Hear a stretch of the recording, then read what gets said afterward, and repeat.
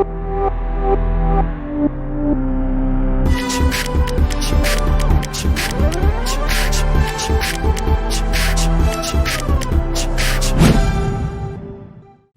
दोस्तों, तो अब हम लोग हेड ऑन कोलिजन के ऊपर कुछ इंपॉर्टेंट सवाल करने वाले हैं। एक एक करके देखते हैं वो सारे के सारे चीजें। ठीक है, एकदम बेसिक लेवल की चीजें मैं नहीं करवा रहा हूं, वो डायरेक्ट फॉर्मूला में वैल्यू पुट करने वाली बात है। दो बॉल है, उनके वेलोसिटीज दिया हुआ है, आफ्टर कोलिजन क्या होगा, एग्जैक्टली उस प्रोफाइल का सवाल मैं नहीं करवा रहा हूं। ठीक है, सो मूविंग अहेड नाउ, मान लो यहां पर हमारे पास एक ग्राउंड है। ये वाला ग्राउंड में कोएफिशिएंट ऑफ रेस्टिट्यूशन जो है वो है 0.5।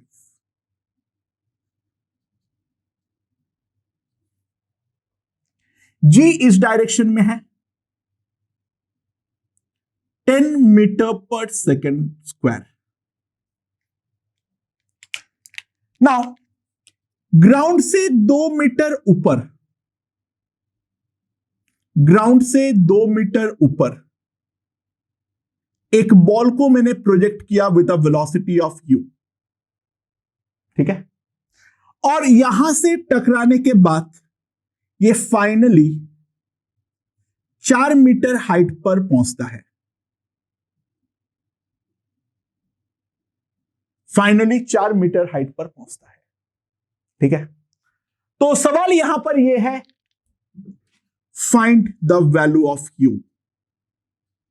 Find the value of u। u मेरा कितना होना चाहिए? ओके, सिंपल सी बात है, उल्टा चालू करो इस क्वेश्चन को।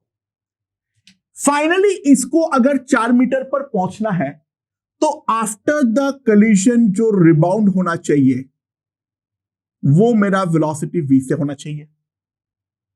सो ये वाला v इस पॉइंट पर पहुंचते पहुंचते 0 हो गया, तो मैं सिंपली एक चीज तो लिख सकता हूं, 0 square equals to v square minus 2 into g into h, यानी v स्क्वायर का जो वैल्यू आ जाएगा that will be equals to 80।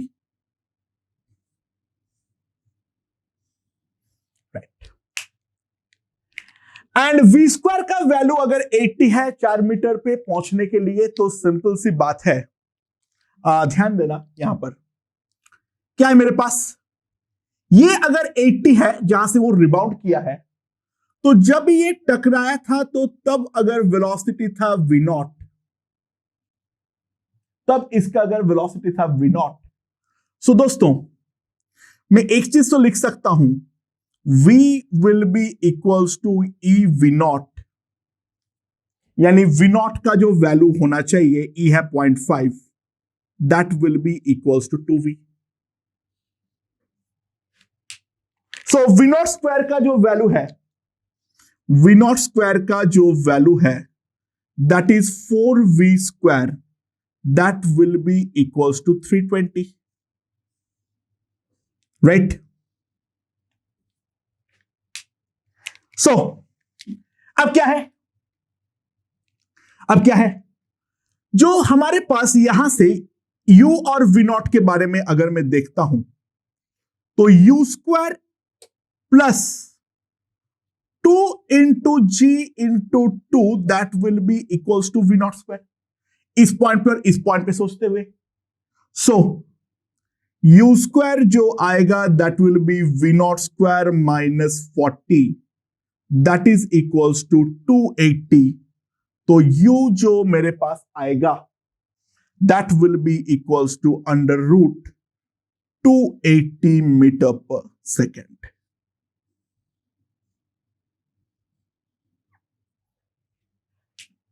ठीक है, अच्छा थोड़ा सा कॉम्प्लिकेशन लाते हैं इसी क्वेश्चन में। क्या है यहां पर, यहां पर मेरा ग्राउंड है और यहां पर मेरा रूफ है। यहां का E है 1, यहां का E है 0.5, यहां से मैंने U की तरफ फेंक रहा हूं। ठीक है, अगेन यहां पर भी ये डिस्टेंस जो है ये है मेरा 4 मीटर, ये डिस्टेंस जो है ये है मेरा 2 metre.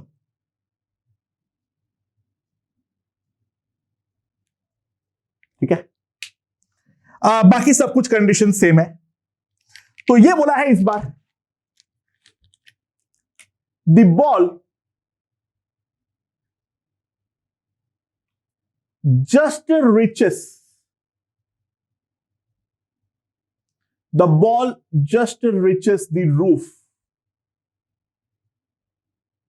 after second collision with the ground.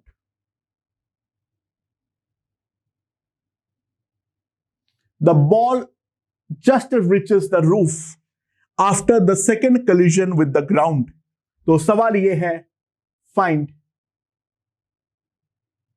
You. You मेरा कितना होने वाला है, अब मुझे फाइंड करना है। ठीक है, ओके,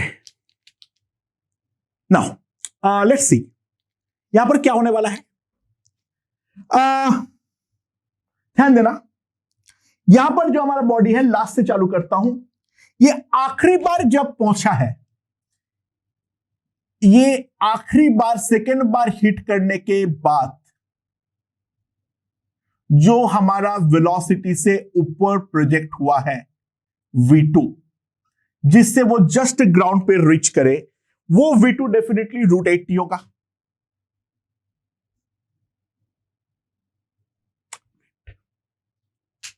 अच्छा, तो ये अगर v2 से हुआ है, तो पहली बार के कलिजन में जो यहां पर v1 था, वो था मेरा √320। अच्छा दोस्तों ध्यान दो,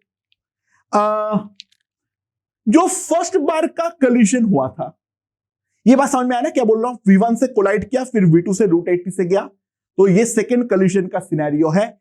ये सेकेंड कलिजन का जस्ट पहले का सिनेरियो है, और ये सेकेंड कलिजन के जस्ट बाद की सिनेरियो है। So this is the second collision. ठीक है, अब मैं फर्स्ट कलिजन पे आ जाता हूं। दोस्तों, फर्स्ट कलिजन के बारे में एक बात को पहले समझो। ऊपर तो E1 हुआ है, तो ऊपर कैसे टकरा रहा है वो बात बिल्कुल भी हमारे लिए इंपॉर्टेंट नहीं है।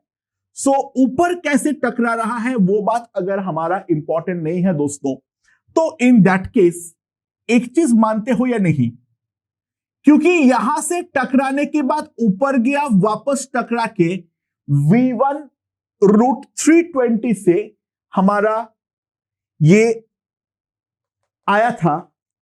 सो जब पहला कलिजन के बाद ये ऊपर गया था, तो मानते हो या नहीं, ये √320 से ही अपवर्ड जाने वाला है। ये √320 से ऊपर जाके टकराया, वापस जब आएगा, यहां पर तो कोई एनर्जी लॉस इन्वॉल्व नहीं है, तभी तो यहां पे √320 के साथ डाउनवर्ड कोलाइड करेगा।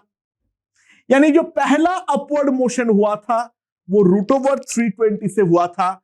तो दोस्तों, ये जब V0 से टकराया था जमीन पे, वो V0 के बारे में अगर मैं बात करूं, V0 will be simply 2v1, that is √1280 metre per second. This is the first collision. ये फंडा समझ में आया होगा। यानी सेकेंड कलिजन के लिए जो हमारा डाउनवर्ड वेलोसिटी था, वो फर्स्ट कलिजन के बाद का अपवर्ड वेलोसिटी था, क्योंकि जो टॉप मोस्ट रूफ पॉइंट है वहां पर एनर्जी का कोई भी लॉस इन्वॉल्व नहीं था। राइट। अच्छा दोस्तों, तो अब V0 और U में अगर रिलेशन बनाओ तो सिंपल सी बात है, V0 square is equals to U square plus 2 into this into 2। So मेरे पास U स्क्वायर का वैल्यू आ जाएगा 1280 माइनस 40, तो u का जो वैल्यू हो जाएगा that will B 1240 metre per second square.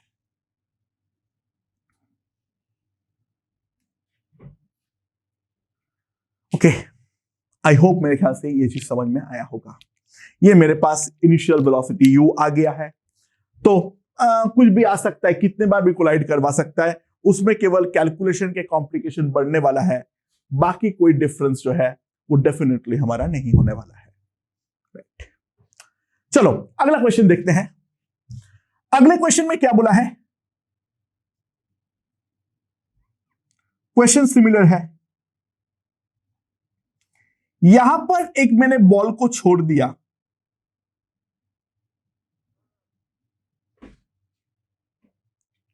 Ground का जो कोएफिशिएंट ऑफ रेस्टिट्यूशन है वो है, ठीक है, जी इस डायरेक्शन में है। तो सवाल जो पूछा गया है पहला, टोटल नंबर ऑफ कलिशंस, दूसरा टोटल डिस्टेंस ट्रैवल्ड, और तीसरा टोटल टाइम जिसके लिए बॉल जो है वो हमारा बाउंस करेगा। ओके, सो किस तरीके से हम एनालाइज करेंगे इसके बारे में पहले समझते हैं। समझो, जो हमारा पहला कलिशन होगा, पहला वाले कलिशन पे क्या होगा, ये जाके हमारा ग्राउंड पे टकराएगा with a initial velocity of v not that is equals to √2gh। ठीक है, अच्छा e जो है वो मेरा 1 नहीं है,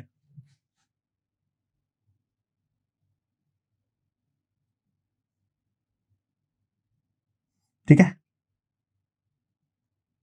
और ना कि 0 है, यानी जमीन के साथ चिपक नहीं जाएगा, वो भी मत टेंशन लो, फिर तो एक ही कलिशन होगा, बात ही खत्म है, वो तो तुरंत आ जाएगा मेरे पास।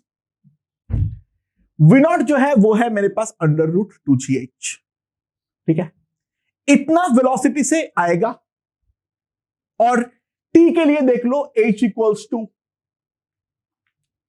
½ g t², तो सिंपल सी बात है, t जो आएगा दैट विल बी √2h/g। ये मेरे पास टाइम लगेगा पहला कलिशन पे। नाउ जब अगला कलिशन होने वाला है, जब अगला कलिशन होने वाला है,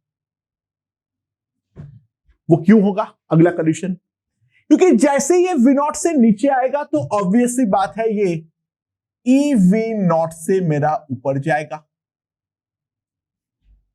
बाय द वे ऊपर जाके जो भी होगा भाड़ में जाए, वो तो बाद में देखते हैं, बट ये ऑब्वियस सी बात है सेकेंड कलिशन पे वापस v नॉट से नीचे आएगा, फिर वो अगली बार e² v नॉट से ऊपर जाएगा, एंड फिर इस तरीके से चलता रहेगा चलता रहेगा चलता रहेगा। अच्छा, हाइट कितना चढ़ने वाला है, ध्यान दो, पहले वाला तो h गया है नीचे, तो due to v not,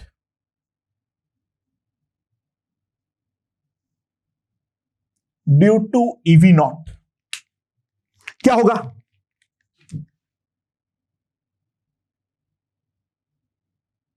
now ये वाला पार्टिकल v नॉट से ऊपर गया है, और मान लो हाइट h1 तक जाता है, तो टॉप मोस्ट पॉइंट पे जाने के बाद इसका वेलोसिटी तो यहां पर 0 हो जाएगा। सो मैं क्या लिखूंगा, v नॉट का square -2g into h1 that must be equals to 0। So h1 का जो वैल्यू आएगा that will be equals to e² into v naught square by 2g। Now v naught square equals to 2gh, so h1 मेरे पास आ जाएगा e square into h naught, ये मेरे पास h1 है। और जो टाइम लगेगा t1 के बारे में अगर मैं बात करूं, जो टाइम लगेगा वो t1 के बारे में अगर मैं बात करूं, तो दोस्तों यहां पे h के जगह पे सिंपली h1 आएगा, so that will be simply equals to e into t. ये हमारा सेकेंड कॉलिजन का फंडा है, ठीक है। सो थर्ड कॉलिजन में अब यहां पर e के जगह पे जो हो जाएगा वो हो जाएगा e स्क्वायर, यानी थर्ड कॉलिजन को मैं लास्ट में लिख दे रहा हूं, बस एक आखिरी। ऑब्वियस सी बात है, ये अगर ईवी नॉट से टकरा रहा है तो ई स्क्वायर वी नॉट से ऊपर जाएगा, और ई स्क्वायर वी नॉट से जाते हुए ये मैक्सिमम हाइट जो अटेन करेगा, मान लो ये है h2। सो सिंपली अगर मैं ध्यान दूं, h2 मेरे पास आ जाएगा e to the power 4 v naught square by 2g, तो h2 का वैल्यू आ जाएगा e to the power 4 into h।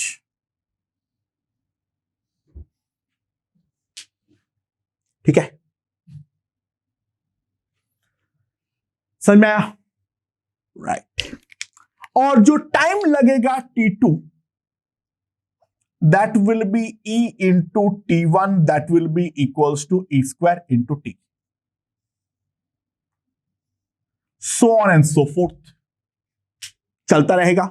ध्यान दो, क्योंकि e का वैल्यू 1 है, वेलोसिटी हर बार कम है, यानी अगर मैं nth कॉलिजन के बारे में बात करूं, nth collision with the ground, after nth collision with the ground,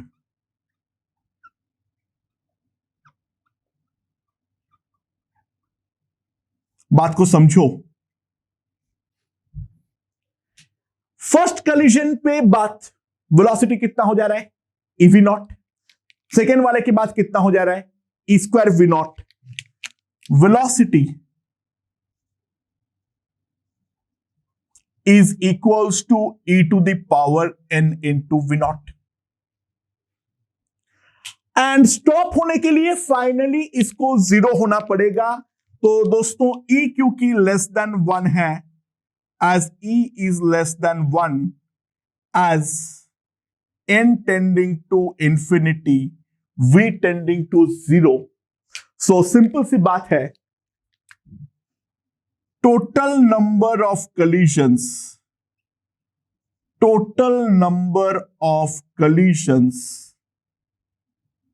will be infinite। लेकिन क्या इनफाइनाइट कॉलिजन होने पर टोटल टाइम और टोटल डिस्टेंस ट्रैवल्ड भी हमारा इनफाइनाइट होगा? Let's see. अच्छा, डिस्टेंस ट्रैवल्ड कितना होगा? डिस्टेंस ट्रैवल्ड कितना होगा, ध्यान देना। पहले जो जमीन पे आया है उसके चलते h, फिर h1 ऊपर गया है, h1 नीचे आया है, फिर h2 ऊपर गया है, h2 नीचे आया है, फिर h3 ऊपर गया है, h3 नीचे आया है। यह हमारा टोटल डिस्टेंस ट्रैवल्ड होगा। And by the way this can be written as 2 times h plus h1 plus h2 minus h। So यहां से मैं क्या लिख सकता हूं, s is equals to 2 times h plus h1 कितना हो जाएगा, e square h plus e to the power 4h minus h। समझ में आया? पहला वाला 2h मत लिख देना जोश पे आके, वहां पे केवल ऊपर से फेंका गया है, नीचे वाला मोशन हिस्से में नहीं है। अगर ऐसे करके V0 से फेंकता तो फिर 2h होता, ठीक है, ऐसे करके मैंने V0 से फेंका तो हमारा 2h होता, बट ऊपर से ड्रॉप किया हूं तो h ही होगा, तो लास्ट में इसीलिए वो टर्म को अलग कर दिया। एंड यहां पर अगर मैं देखूं 2h 1 plus e square plus e to the power 4 minus h. Now that will form an infinite GP. So s का जो वैल्यू आएगा that will be 2h. First term is 1, common ratio is e square. 2h into 1 minus e square. Right? And मेरे पास कितना आ जाएगा? This will be equals to h 2 into 1 minus e square minus 1. So total distance traveled जो आएगा that will be 1 plus e square 1 minus e square upon h. Obviously E1 में problem आना चाहिए था, E1 पे तो वो कभी भी रुकेगा ही नहीं, वो तो चलता ही रहेगा, ठीक है, तो हर बार h हाइट तक चढ़ता रहेगा, तो वो इनफाइनाइट आना चाहिए था, जो कि इस फॉर्मूले से आया भी है। देखो टोटल नंबर ऑफ कोलिजन्स भले ही इनफाइनाइट हो, जो टोटल डिस्टेंस ट्रैवल्ड होगा वो डेफिनेटली हमारा एक फाइनाइट क्वांटिटी होने वाला है। द रीजन बीइंग हर बार जो डिस्टेंस ट्रैवल कर रहा है वो तो डेफिनेटली हमारा क्या है, डिक्रीजिंग फंक्शन है by a ratio of e square. So इस कारण पे भले टोटल कोलिजन इनफाइनाइट हो, the total distance travelled is always a finite quantity. And दूसरा, अगर हम टाइम को निकालने का ट्राई करें, अगर मैं टाइम के बारे में देखूं,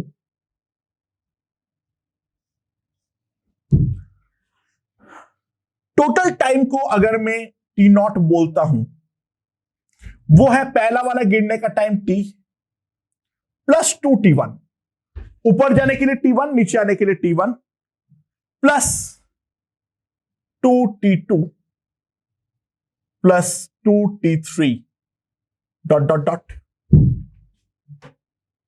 and so t naught will be equals to 2t, मैं कॉमन ले लेता हूं, t plus t1 plus t2 minus t। Now t1 का वैल्यू क्या है, t1 का वैल्यू क्या है et, t2 का वैल्यू क्या है e स्क्वायर t। तो इसको अगर मैं लिखता हूं total time t not 2 into t plus et e square t minus t, right. So 2t common लेते हुए 1 plus e square, again it's an infinite GP, first term 1, common ratio is e, so t not 2t by 1 minus e minus t। And अगर मैं इसको निकाल लेता हूं तो कितना आ जाएगा, so it will simply come out to be equals to 1 plus e by 1 minus e into t. Now t का वैल्यू मैं यहां पर पुट कर देता हूं, t मेरे पास कितना है, under root 2h by ji.